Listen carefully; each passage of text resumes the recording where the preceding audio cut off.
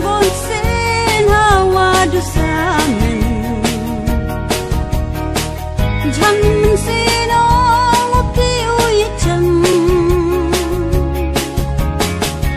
Isalang ais nyawi yung nga Lum yaw ye jam wapi lura Jirup jirup chong lai wawan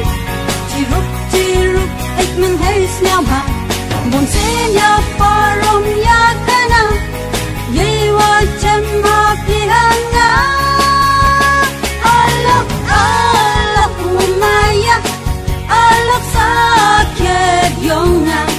Man pi kang kinong kang kien Hum yeo im samen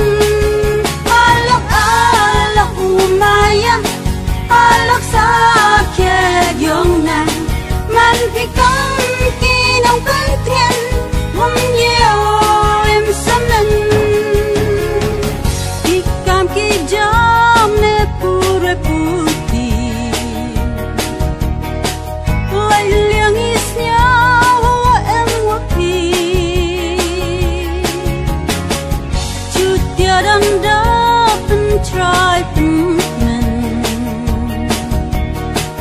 Bon jai bon scare I wacham Jirup chong lai wawan Jirup ek men hay snaw ba Bon sen ya parom